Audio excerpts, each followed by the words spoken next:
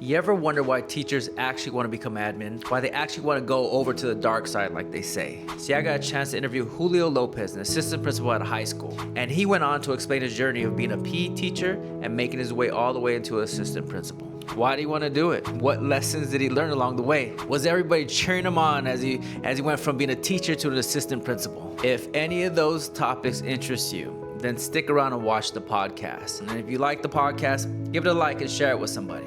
I greatly appreciate that. My name is Julio Lopez. I've been in the field of education for about 10 years now. And yeah, I'm a Hispanic administrator, so I'm excited to be here. Okay, and how did you, why did you want to get the field of education? I'm gonna be honest with you. Took one teacher, right? Just that one teacher to inspire you to go beyond. At first, it wasn't education. It was just go to college, man. You can do it. Not that my parents didn't believe in me, but it took that one teacher that just gave me over that hunch of, hey, go figure out what college is and let's go get it. And so, in my experience in college, I did athletic training, which is like sports medicine, for a couple of years. And I was working with high school students at the time, taping ankles and doing that for the athletes. And I got to educating them about their injuries. And I was like, hey, I really like this. I'm teaching these kids about how to prevent the injuries. Maybe I do want to be a teacher. So then I went back to school, got my credential in physical education. We got to be good at bad rep sometimes. All you do is out there, go out there playing sports with the kids. But, I think it's beyond that. You inspire them to just chase their dreams and, continue to improve every day. So that's how I got really involved in the field of education and been loving it ever since, man. I have this question about physical education teachers. It always seems like those positions are hard to get. Was it hard to get for you? Yeah, I'm not gonna lie. I had to bounce around a lot. They give you the shitty positions, right, where you're split between two sites, or Yeah. you're working with X amount of grade levels. But it's once you overcome those adversities of just getting put in sticky situations that they're like, okay, this we can trust this guy. We'll just give him all the same grade level now. But yeah, once you're in it, you love it so much you don't want to retire, or you wait to retire in that. So that's why they're so hard to get, I think. And how long were you a PE teacher? I did that for about 7 years. 7 years being PE, from elementary, middle school to I only touched high school for about 6 months. Yeah. So just barely. And then right after that, what happened? So you're a PE teacher, and then what happens after that? I was stepping into classrooms, observing everything from math, English, just trying to see my kids in a different space. I noticed some teachers were not really believing in a few group of students that may look like me, and so that was really hard for me to see, first on as an adult, right? Because as kids, we kind of oversee it. We don't really think anything of it. But as you're a grown man, you're walking into these classrooms. It's like, hey, you're not giving any attention to those Latinos kids over there. So what? They can't speak English. Get it to them some other way. And so I asked my admin about that. Hey, I think this teacher is like, I got other stuff on my plate. I got other stuff on my plate. And so that's when I was like, do they really? What do admin do? Aren't they supposed to be going in there coaching the teachers up? Mm-hmm. And so, I just got that curiosity, right? What is it that they do? So I went back, got my master's in admin, educational leadership. And that's when I just waited for that ticking time where you have to do 5 years of teaching in order to be able to apply for the credential. And so once I got my 5 years, COVID happened actually. So I wanted to go be ambitious and try to apply for a position, but that kind of slowed me down. And after COVID, I saw a bigger need, right? All these kids struggling from all being isolated, basically, not knowing how to interact, how to socialize. So, I took the chance. I applied, and it wasn't easy. I'll tell you that. It was not easy to get where I'm at. So. Yeah. Same with me, where when I was a BII one-on-one and with a student with autism. I remember I was in middle school and with this one student, and it was the same idea where I would go class to class with him, and I would see these teachers just not teaching the curriculum, just neglecting everybody in the classroom, and everybody looked like me. Everybody was brown and black, and I was like, wow, this is what happens in these classrooms. This is what's going on. And they would hand them packets, and they'd walk and go sit down and not pay any attention. And people raise their hand and they would ignore the student and stuff like that. And I was like, this is ridiculous. This is what's happening to a whole school right here. I go to 6 periods and I see this so often. This is ridiculous. I can't let this happen. I was like, I got to be a teacher. That was it. I was like, I can't let this. I got to be part of the solution.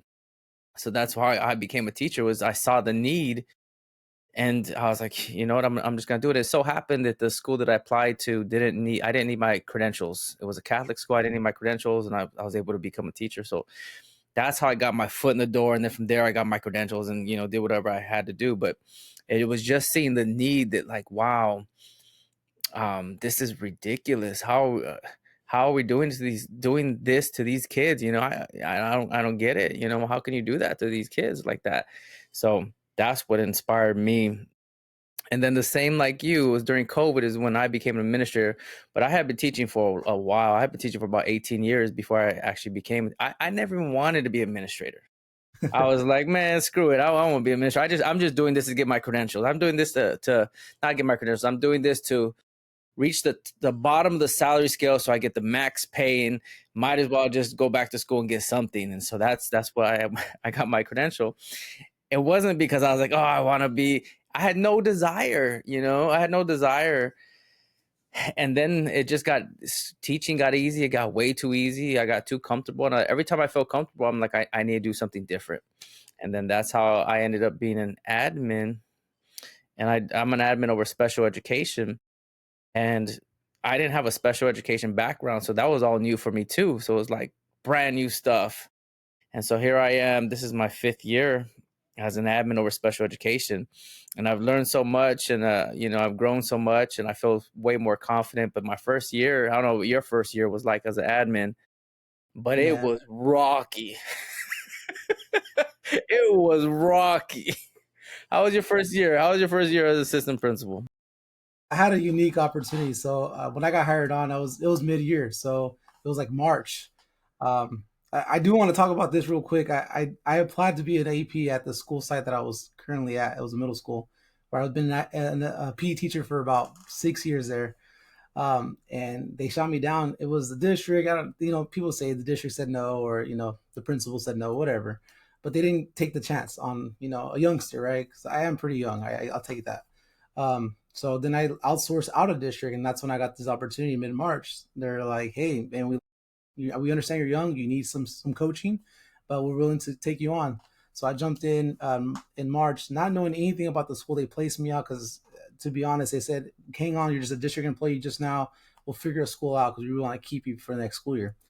They ended up placing me at this middle school where a lot of racial issues were happening, and I was only the second administrator that has been at that campus of color. So I was like, okay, I'm being looked at as a scapegoat. I'm gonna help out the situations because I'm brown, and this is why they're gonna. Who cares? I'm gonna take it on. This is my opportunity to grow. So I want to do this. So let's go. So sure enough, like you said, it was a mess, man. Like I learned a lot. They don't really teach you everything you need to know in the credential program, all right? Even in the admin one, it's kind of like sink or swim, and I kept paddling, man.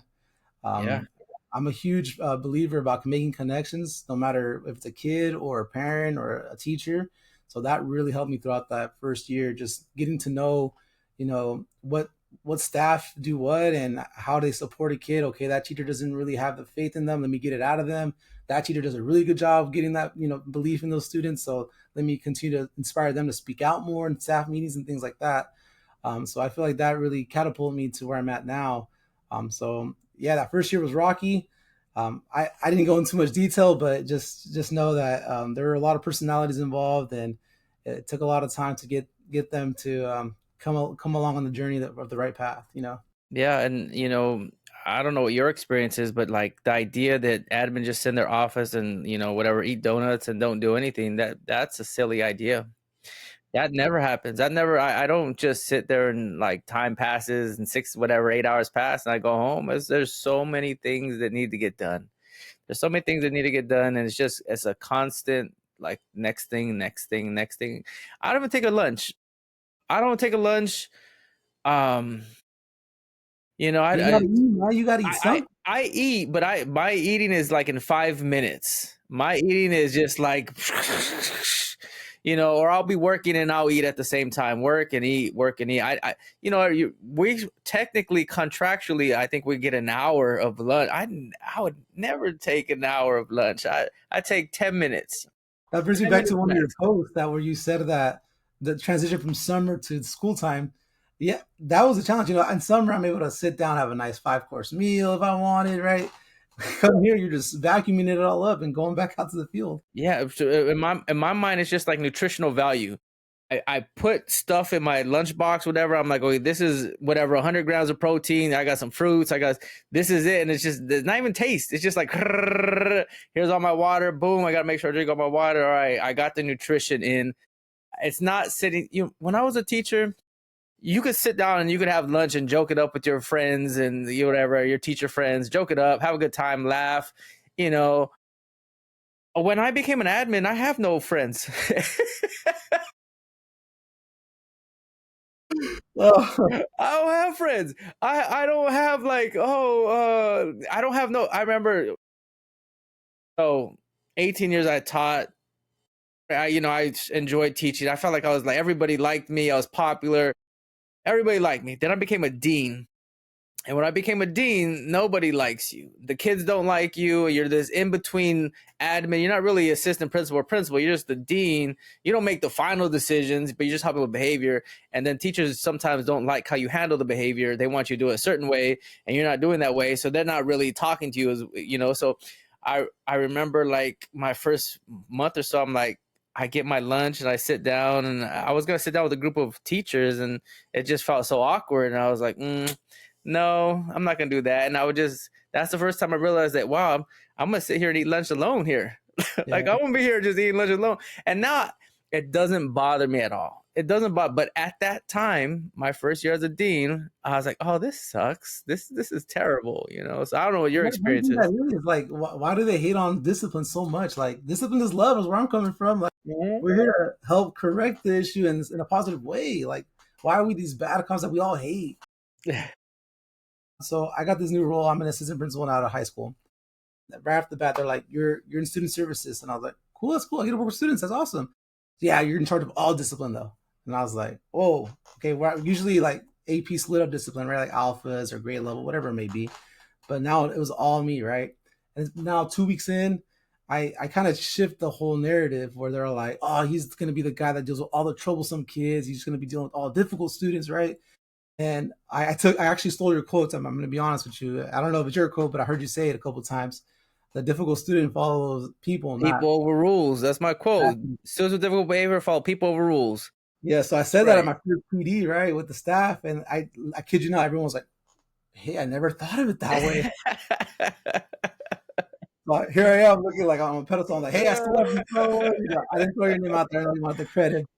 Yeah. Definitely, I just shifted that thought, the narrative, right? That we're just bad cause that we hate. We're giving this hate out there, right? But we're not. We're here to like help educate kids on what behavior they did wrong and how they can stop from doing that in the future. So I make it a big deal where I go into AP classes, right? Because I'm at the high school level, and I go into like the smart classes they call it, and get to know those kids too. Because at the end of the day, they're all at the school site, and they're gonna only help me do my job better. And Mhm. it's all about make. You see me wearing my logos here.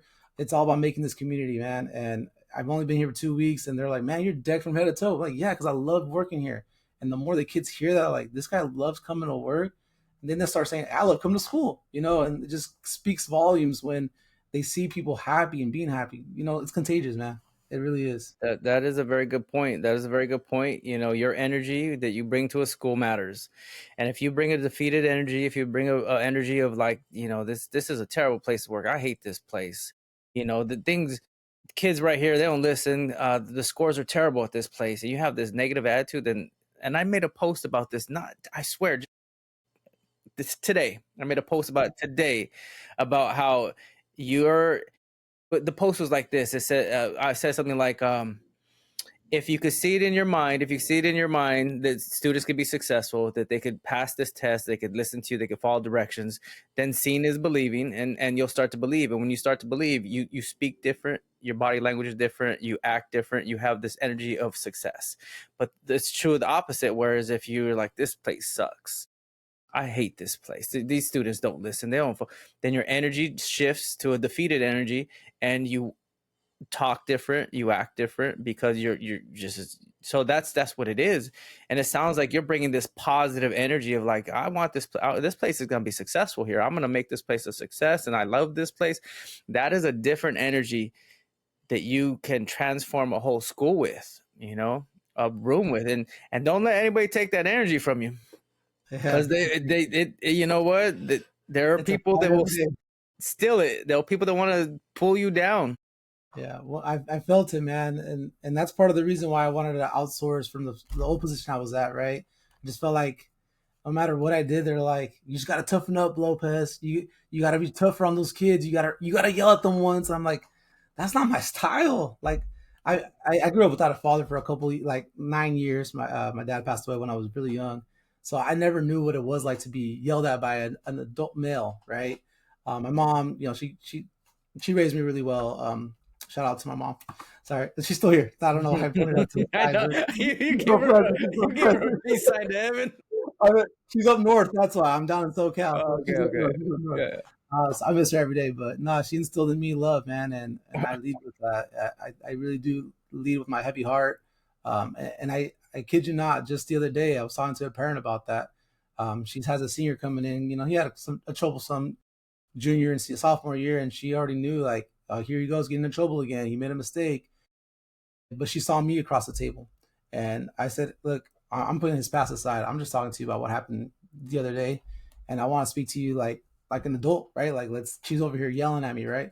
Like any mama bear will, right? They're trying to protect her kid. And I kid you not, when she left this door, the principal came running in. The other APs were like, "How'd you do that? How did she leave with a smile on her face?" And I was like, "Cause she found out that I care about her kid. Like I Hmm. wasn't just gonna send the kid off and suspend them and not give him an explanation as to why." And in this school I'm coming out like no baggage or anything like that. It was just that they're known for suspending so much, and not that suspending isn't some form of discipline, but if there's no communication between the family and really giving a reasoning as to why the suspension is occurring, I feel like there's a disconnect with the family, and they automatically assume you're suspending him because he's brown, you're suspending him because he looks like a thug. And I was able to reason with the parent and really explain to them like, hey, I don't want to get into detail as far as why he was suspended, but just that alone, like having that connection of a genuine conversation. And the mom said it like, you're treating him like a person. And that's the Hmm. first time he's been treated as a person, and I appreciate that. So that was heartbreaking to me to hear because I'm just new here, and I'm like, how are these people treating these kids? Like, I'm so I'm gonna be a little cautious on how I talk because like just I don't know. This is only my third week, and just the narrative is really shaky. It's interesting, interesting. Yeah, we could talk in generalities, like in general.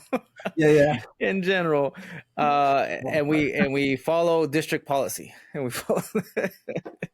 um, so no, but back to that though. That's an important point that we need to treat the kids like human beings, like human beings, and um, let's go back. Let's talk about suspension for a second.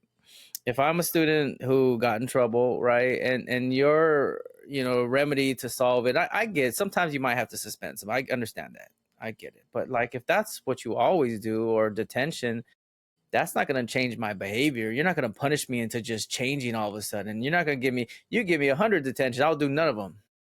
You give me 1,000 detentions, I'll do zero detentions. You can't physically pick me up and make me sit in this chair and go to detention. You cannot do that. And so the idea of punishing somebody's a kid to get them to change their behavior, I mean, I guess it might work for some, but the students with the most difficult behavior, the most difficult students you got, it's not gonna work. It's not gonna work. You can't suspend the most difficult student in your school, and then all of a sudden he comes back and he's like, I learned my lesson. You taught me a great lesson of suspending for 5 days or whatever it was. And now I'm just going to follow directions now. Now I'm going to follow directions because of that suspension. That's silly. Like you might do it to appease the school or the teachers or whomever you're appeasing with that suspension, but they're going to come right back. They're going to come right back. And what are you going to do now? Now you've created an enemy. If I'm that kid who got suspended for whatever 2 or 3 days, and I'm back in that class, I'm gonna look straight into the teacher's face and like, here I am. Now what? The administrator comes in. What are you gonna do? You already suspended me. You already went the limit. What are you gonna do now? What's more than that? Like, so I think it's just we got to be very careful with that suspension thing. We can't just use it all the time. It can't be this Can school I is ask known you? for 50 suspensions or whatever. Do you typically go hard first couple weeks, like send a message to the whole campus, like, "Hey, this kid caused a huge scene in the lunchroom. They got to see him away for a couple days," or do you feel like, "Let me Mm-mm. work with this guy still"? I think that every case is a different. It's different. Every person's different, and you need to be able to work with like all the people in the school. And I don't. If I went back to when I was a teacher, I didn't even do that as a teacher. I did go hard, as in these are the rules. Like, here's my classroom. Here are the rules. This is expectation, behaviorally, academically. These are the procedures. We're gonna practice them if you don't understand them. I did that for sure. But if they made a mistake, it was about teaching them. Like, oh, no, no, no, that's not what we do. It's the morning warm up. Take out this. That's what we do here. What do you need? Here's a pencil. You don't got here. I got you one. Just make sure you give it back to me. All right, we're good. That's what we do in the morning. It wasn't like, oh, like screaming and yelling. No, no, no. It's just practice. Oh, you didn't do it right. Let's go back and do it. I'm not. So that kind of deal. So I was that as a classroom teacher was this and firm. And I got more firm as I got more confident. The more confident I became as a teacher, the more I was just confident as I grew in my experiences and my knowledge and how to work with kids. Then it became like really easy. When I was a dean, people wanted me to, like you were saying, yell and scream and detention and take away their graduation and they can't go to prom and all this crazy stuff. Um, and I mean, I'm sure there's times when you might have to do that. I'm sure but it's not your go-to. Taking away somebody's graduation or prom, or they can't go to the homecoming game. I don't know what all these, like it shouldn't be your go-to. It shouldn't be your go-to. There should be a conversation. So I was never about let's make an example of somebody. It was like, no, you didn't get it. You don't understand the rule. This is the rule. Figure out why you didn't, right? That's how do Hmm. I teach? Yeah, And if okay. there was like a policy that was broken, like if it was a harassment thing or something, I have to follow district policy. So what's the policy on harassment? This is what we're going to do. What's the policy on this situation? We're going to follow district policy. I'm not one to break district policy. This is just what the policies are, and I got to follow it. So that was me. It's not about screaming or yelling or making a show. And I'm all about hiding those buttons, right? Those I don't want a kid to be able to push my buttons push my buttons, right? Because when they push my buttons, they control my emotions, and if they control my emotions, they control me, Yeah. right? So they could be like, bam, and then they could push a button. Now they control my mode. Now they control me, and they know what button to push because they control my emotions, and they start to control me. And so I would try my best not to lose my cool because I don't want them to know that I'm frustrated. Because if they know that I'm frustrated, especially high school students, middle school students, if they know that they could say this thing or do this thing and it really pisses you off, then they'll keep doing it. Yeah. So For me, it's the kids. They're kids, man. They're gonna make mistakes. They're youngsters. They still got a long life to figure out, right? So I understand that. Like, I understand when kids make a mistake. That's why I'm here. I'm here to educate them how they prevent that from the future. But when an adult makes a mistake, I just like, how do I say it? Like, when you go to discipline an adult, right, a teacher, staff member, whatever it may be, and they just don't get it, it's just that's what's difficult for me. Like, as a grown man or woman, you're still making this problem in your. And how do I get that across from them? How do you work with that? Help me out of the. I think that it goes back to what you're saying earlier about building relationships with people on campus. Is building those relationships just like the students. You have to build those relationships with the teachers and your staff and everybody else, and it takes time. If you're at a new school, it's going to take a year at least, a year maybe, for them to like, okay, he's not that bad. He means well when he comes in here and gives me an observation, and then he gives me some sort of, hey, maybe you should try these things. And it takes a while for a teacher to be able to accept that. If you saw them, maybe they didn't handle a situation with a student that well, it's gonna take a while for them to accept your like suggestions. It's gonna take a while. It's not gonna be overnight. It's gonna be like, okay, you have to actually be in the classroom. You have to actually be in the classroom, sitting there, see what's going on, then leave and whatever. But you were there, right? you have to be present. You have to be outside so that teachers see you during recess and lunch, even when it's hot, even when it's raining. You have to be outside in the morning to greet parents and students. Yeah, you have to be out there. You have to be present in class. So all these little things of being outside in the morning, being out there during recess and lunch, walking into classrooms, that builds that relationship. Like, okay, this guy is trying to do something. I know he's trying to do something, and he's smiling and he's greeting people. And okay, he's not that bad. Like that has to start. When I was a teacher, what bugged me the most was absent administrators, where you don't see them at all. You never see them, and then when they do finally show up to your room, it's to criticize you. Then you're like, yeah, delete this, delete. I'm not gonna read that. Forget that. You know, you were out. You've been absent forever, and then now you have to get in your quota of, you know, observations. Now you gotta get them in now because they're on you because you haven't got your observations in. Like, come on, you should have been here day one. That brings me back to my PE days, right? As a PE teacher, I don't know how familiar you are with the role, but they give you like 40, 50 kids, right? You're outside, you got no boundaries as far as classroom seats. And I kid you not, I remember every time my counterpart, the PE teacher, would take a day off and we couldn't find a sub, guess who's got his kids? So now my 50 turned into 100. You Mm-hmm. think Abby came out to support me? And then I remember like the day after, right? I'm exhausted, right? We did 5 periods of this. I'm like, okay, we're gonna take an easy day, guys. We're just gonna go to the gym. We're gonna shoot some hoops. Comes from my observation. Hey, why are you playing basketball? You're supposed to be out there playing some tennis. What happened? Do you not remember what happened to me yesterday? I needed away from the sun. I was out there all day with 100 kids. Not once did they, bother to check in on me, and that's when I was like, I need to take their job, man. I needed. There's someone could do better. Why not me? Like, let Yeah. me go out there, be proactive about it. And yeah, I think that was a turning point where I'm like, man, no way, this is the guy leading our school right now. Yeah, yeah, and it takes a while. I mean, it takes a while to figure it out, you know. Like I'd have to go back to when I was a teacher, and like I said, I have to think about like, okay, what were some good admin and what were some admin that were just like terrible. Yeah, And I was like, okay, I know what I'm supposed to do. I know what I should do to make this school better, and I'm gonna try my very best to do that.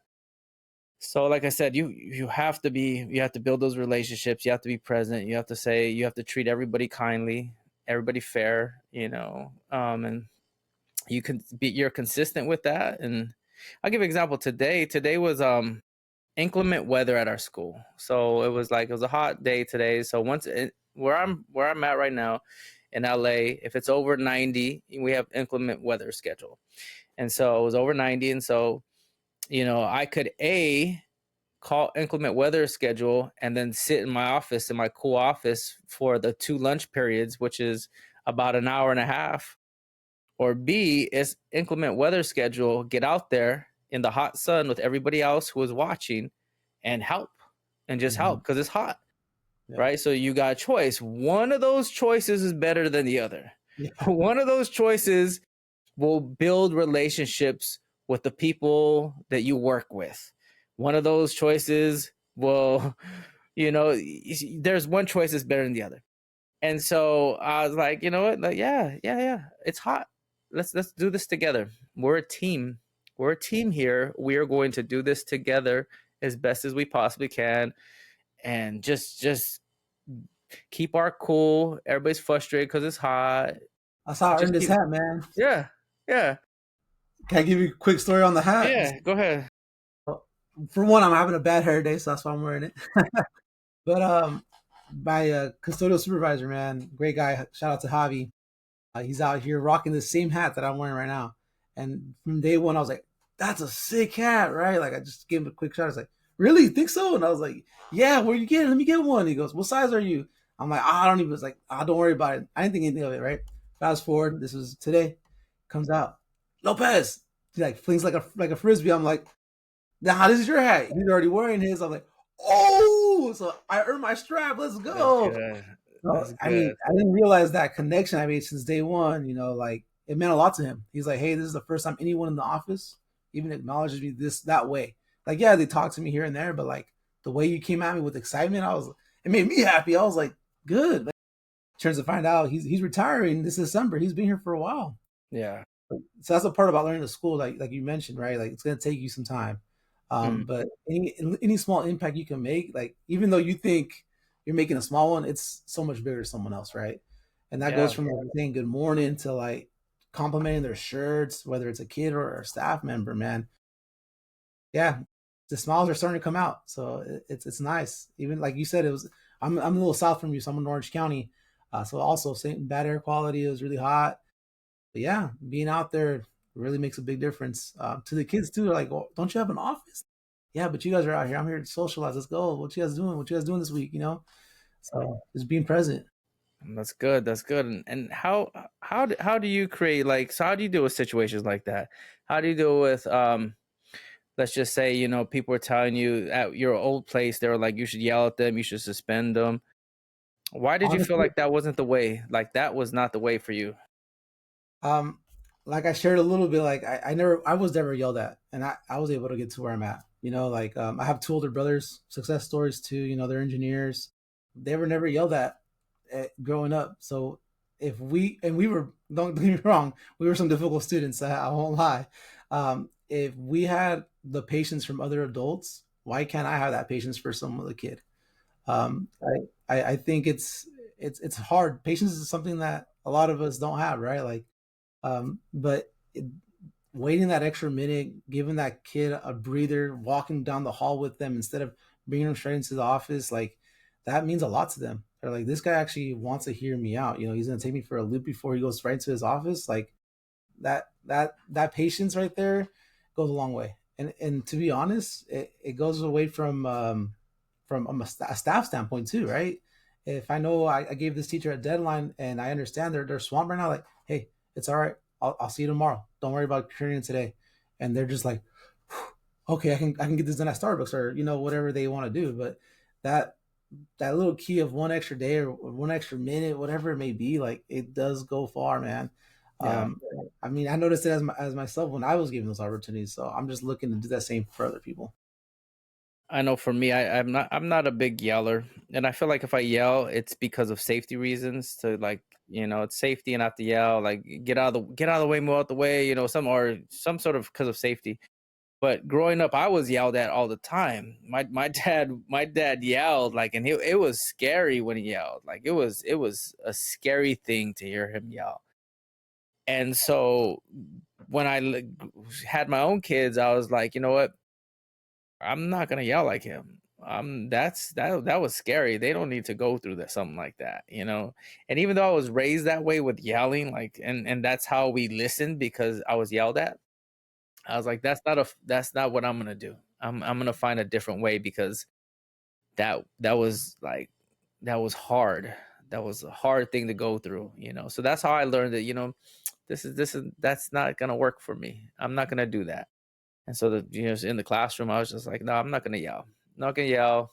It's not about being like overbearing and mean and yelling, when they don't follow directions. It's about teaching. It's about teaching these kids how to do certain things because they don't know how to do them.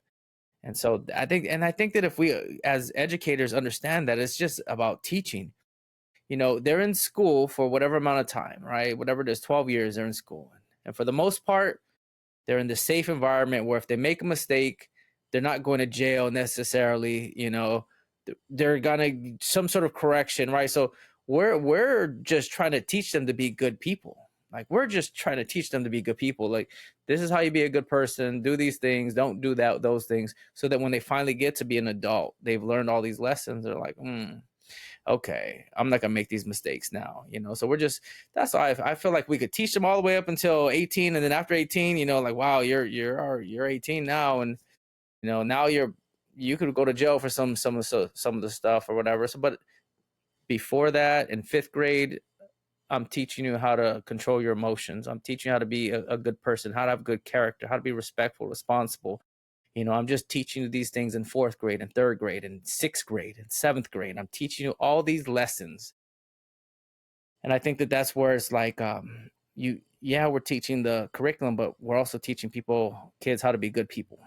I think that's Yes. important. Just teach kids how to be good You people. do that again, man. Teach people how to be good people. Like it's hard to come by nowadays. It's sad to say, but yeah, it's still not going anywhere, man. If being a good person, it just feels good to do it. Yeah, It really teach does. them, just it could be the simplest thing, like respect. You could run a whole classroom just on the rule of we respect people in here. Like you could run the whole class on respect. You know, everything is respectful. Like, no, you don't shout at my name. You don't shout my name to get my attention. You raise your hand out of respect because shouting my name is disrespectful. No, you don't just run around this classroom. That's disrespectful to the lesson that I'm trying to give and to everybody else here who's trying to learn. So we don't do that. Out of respect, you're gonna go ahead and take a seat and out of respect. You're gonna keep your hands to yourself out of respect for everybody in this classroom. You're not gonna call anybody out of their name out of respect for everybody in this classroom. You could run a whole class just teaching somebody respect. And you don't need a list of rules. You don't need no fancy little. You don't need nothing. You don't need anything. Just know what respect means. Have respect for yourself as the educator in the room, and then teach that to the kids. Teach respect to the kids, and you don't have to have nothing on your walls. You don't have to set up your classroom. You can have a bare classroom. It'll be the most respectful place in the whole school. As long as it got AC, right? As long as you got AC. As long as you got AC, man. uh, But no, yeah, man, I just have these ideas, man. These ideas that are like, man, I, they educators need to hear them. They need to know about these simple things. These simple things they make. I feel like people make things too complicated. yeah, it's working, man. You're getting your voice out there, and honestly, like I don't know, it's been like 2 years maybe that I've been seeing your post, and I don't know if I shared it during the middle of the podcast, but like I've been looking up to you, man. I've never met you. This is our first interaction. Like, Yeah, sure, I sent a comment here, and I was actually surprised that you responded to one of them. So like those connections alone, I automatically got my respect, man. Like, there's so many influencers out there.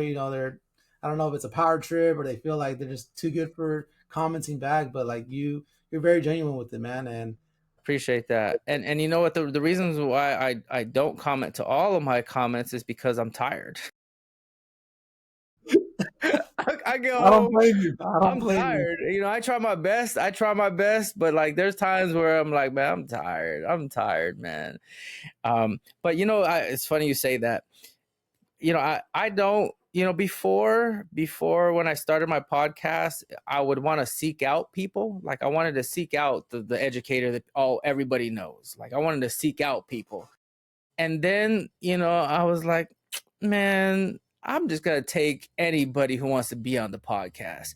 I don't know if you know the Bible as that much or anything like that, but there's this, and I'm not the best Bible person, but there's this story where like there's this wedding or whatever, and I think it's somebody I don't know whether it's Jesus or not, but they're like, go invite all the richest, most famous people to this wedding.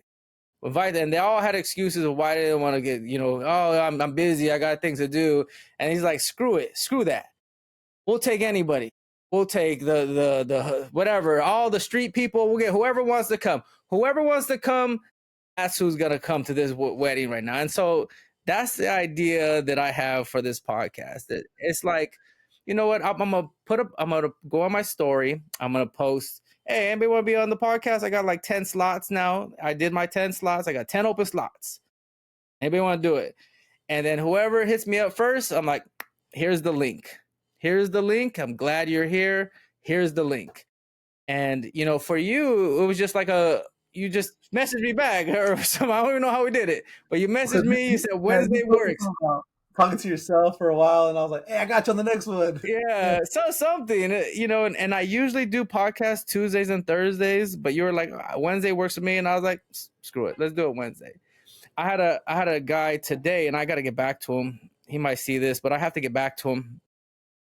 He had said, "Oh, I'm starting my social media now," and I was like, "Oh, good for you. Go get it," or something like that.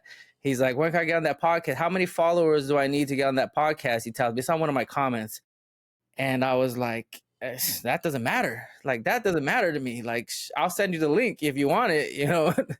He's like, so I don't know if he messaged me back or not, but that's basically what it is. Is like you're an educator. You want to talk about education. You want to sit here and chop it up for an hour to discuss certain things that other people probably want to hear. Let's do it. And it could be anybody in the field of education that has a seat in the school that want. I got first year teachers, I got 20-year veterans, I got counselors, and all kinds of different people that have been on the podcast.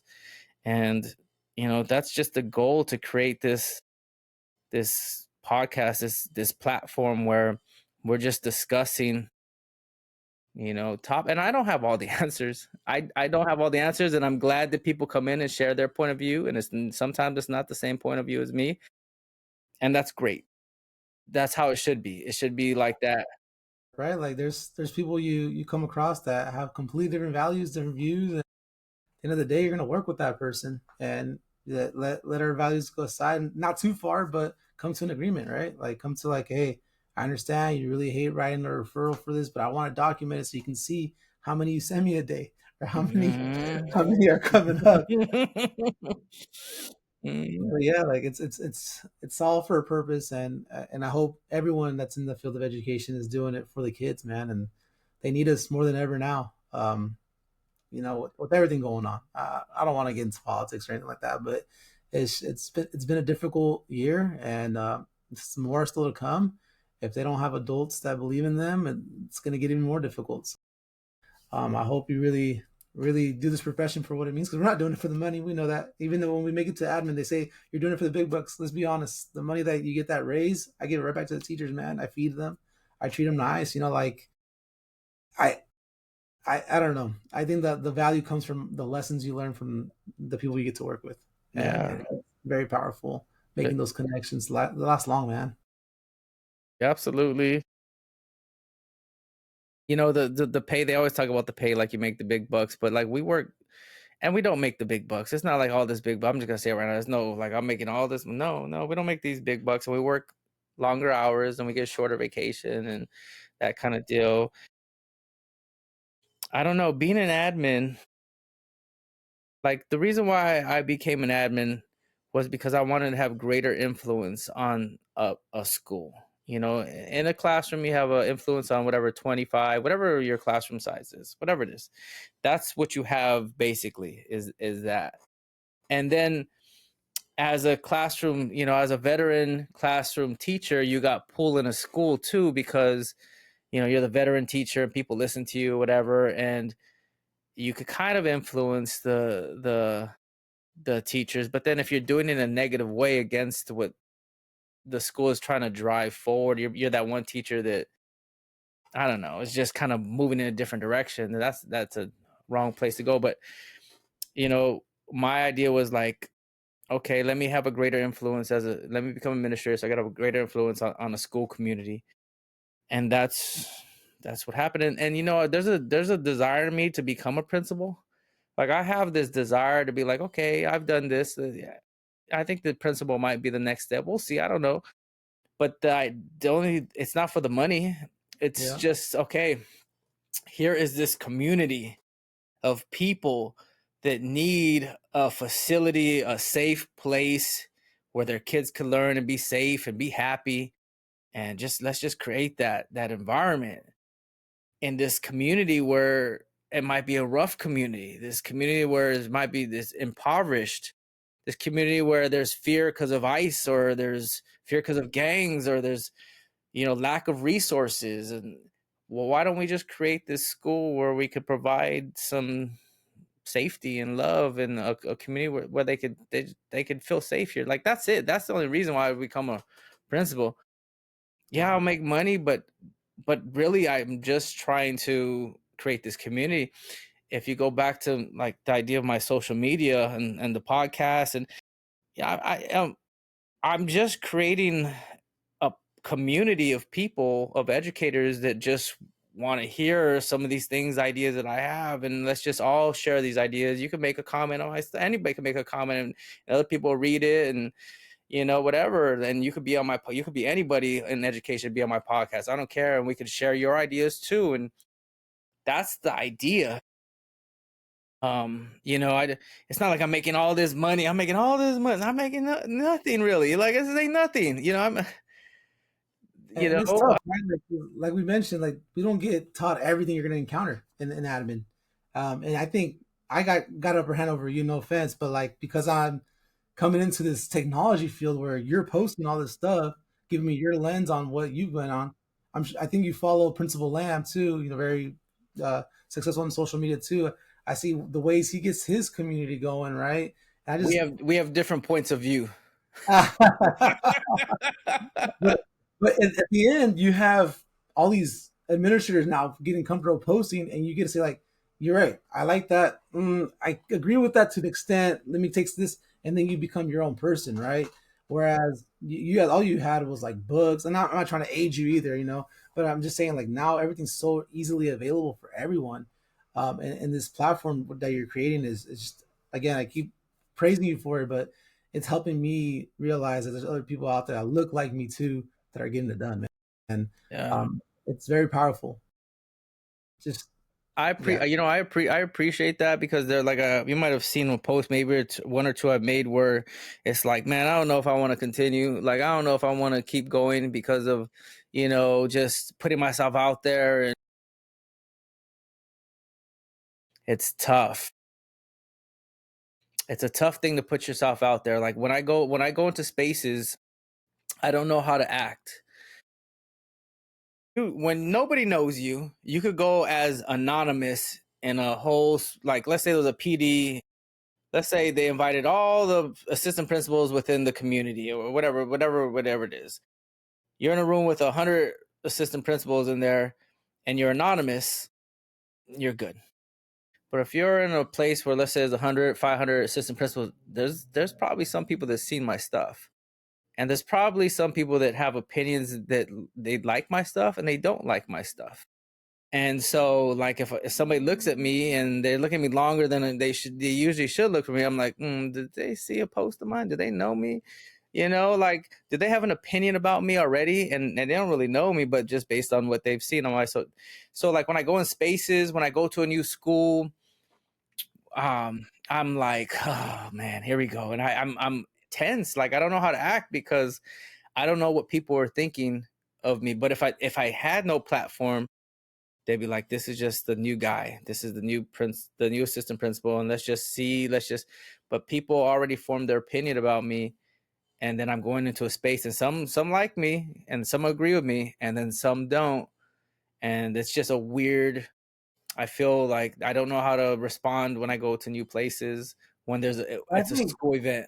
I mean it's interesting a way of putting it, right? Like definitely, I see what you're saying. But I don't know. I've only met you for 46 minutes or so, and you're very genuine. You're consistent with what you're saying, and I think if hey they don't like you, then man, that's good for you, man. Like you're doing such a great job in the sense that you're not changing it up just to please people, right? You're understanding, you're hearing their side of things, and that takes a lot out of people to just be accepting of. All right, you disagree.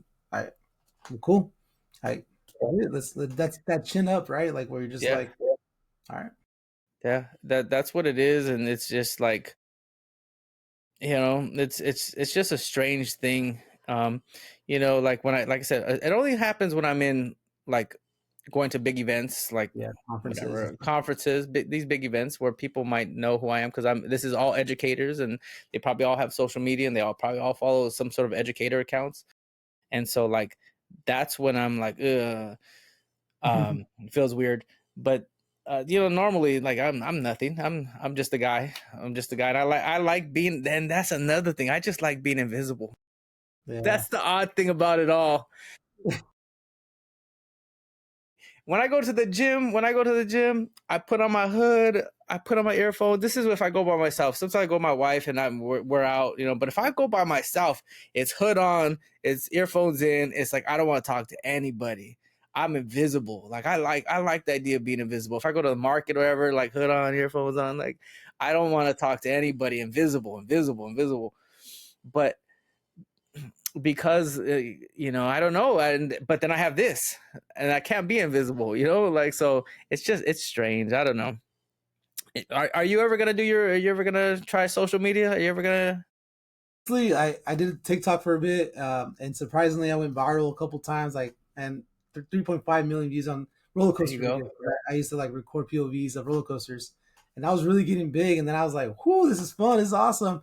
And then I went to it was Six Flags. I went to a theme park. Like, hey, you're that roller coaster guy, and I was like, "Hey, I'm not ready for this fan base." I mean, some students were like, "Oh, it's Mr. Lopez. Let me look the other way," you know. But now these people want to say what's up, and I'm like, I don't know. I got shy, right? So I'm really out there. I'm energetic. I'm a people person. You know, like that's just what I do on a daily. But just like you, man, not that I like to go invisible, but I like time to myself and my family. You know, and I don't know. I just think about the celebrities that get interrupted every time they're having dinner, and it's sad. It's a sad look sometimes when they go and forcefully interrupt that dinner, right? And I don't want that. I want to be able to know my private life. You know. I don't think we'll ever get that big where we're gonna get interrupted at dinner. I don't think we're ever gonna get that big ever. I don't think that's gonna happen. But I will. But I will get interrupted at a conference. I will Yeah. get interrupted at a teacher event or some sort of thing. But yeah. I mean, I don't know. Maybe it's not for everybody. Social media is probably not for everybody. And I don't even know if it was for me. But I just felt like I just had something to say. I just had something to say, and that's all it was. What worries me is just like what is my district going to say if they were to find my videos, or what is a coworker going to say? Like you mentioned conferences, yeah, it's good because like you get to see them leave afterwards, but you keep coming back to these people when you go to a job, and that's what I was like Yeah. hesitant. I have posted here and there about education, but then I just I was applying for positions, so I was like, I don't want them seeing that first eye, and then they're like, hang on, this guy's big on social media. We don't want this presence on our campus, you know? You see, now you're getting me. Now you're getting me because those are the same thoughts that go through my head. Like those are the exact same thoughts. That's where I'm like, oh man, what have I done? What have I done? Um, yeah, those thoughts go through my head all the time. All the Yeah. time. Yeah, I I mean, think the so good outweighs the bad, right? I mean, look, we're never what I would imagine we're going to be sitting across from each other. I mean, we're not, but virtually. yeah, Uh, virtually. this is awesome, man. Like, The idea of creating a platform like this is awesome. The idea of creating a platform and actually doing it and not giving up on it, it's an awesome thing. And I know I'm just gonna write it out and then do my very best and hope for the best. And I don't know. getting some of those sponsorships, you know. Just, Yeah, I mean, yeah, but it has to be the right sponsorship. It has to be the right stuff. It can't be anything. But yeah. I was hoping that you would get Ray Bans to get on board with you when you That's post what I form. was hoping. That's what I want. Ray Bans. I want all the high tech. Give me all the high tech. Um, there was a there,